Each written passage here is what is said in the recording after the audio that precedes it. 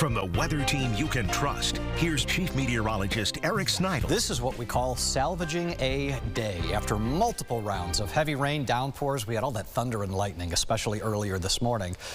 That's kind of blue to that sky. Limited cloud cover. There's still some wildfire smoke that's up there too, but it's not raining, and it's our warmest part of the day now that we've gotten that partial sunshine. We had made it up to 77. We're back now down to 76. Dew point in the mid-60s. It's been a clammy afternoon. A lot of moisture in the air, not just at the surface, but a lot of moisture aloft, and that latter part is going to be a pretty important one moving forward into tomorrow as some of this rainfall is getting ready to work its way back in. Low pressure here, high pressure here, and go back to grade school science with how wind flows around these. We just funnel this runway almost due north to south. That's done a couple of things for us. In the short term, there's not that much going on wildfire-wise in this part of Canada, and that's the origination source of our air. However, north to south is not usually the way things operate for extended periods of time.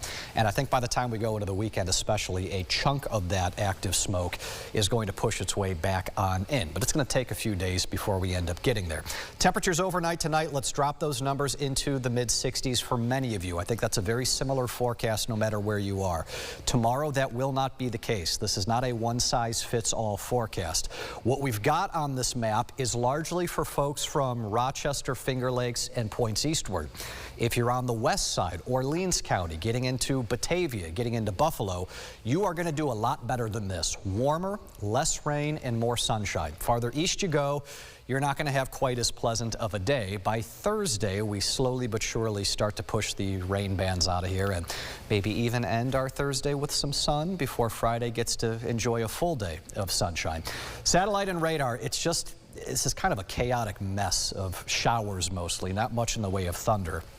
Even in the southern Finger Lakes now, we don't have that much that is left over. A couple of cells on the north side of Naples. We've got one or two more around the Dansville area.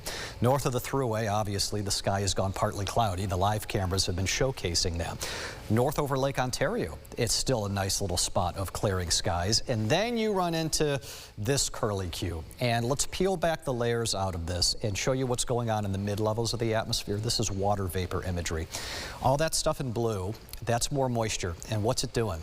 It's now curling around the western flank of this, and it's going to start making more progress toward us. It will take its time in getting here, but it is going to get here. And this is what will tee up a Wednesday of a very different forecast from left to right on your screen. Most of the day Wednesday toward Buffalo, it's a fine day. There's not going to be that much rain.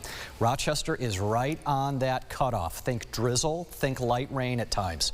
To the east, if you're driving out towards Syracuse, think lots of rain, and it's going to take them even longer for this to finally clear out, which it will slowly do by the time we head into Thursday. Rainfall totals, as you might imagine, are going to be very different from west to east, and that's pretty clear cut. 2 inches in Ithaca, next to nothing in the Buffalo area. 8-day forecast otherwise. We still love Friday. Friday looks like a good day. There'll be some downpours around this weekend, especially late Saturday into Sunday, but they're not consistent. There'll be some dry breaks in there. All right, not too bad. No.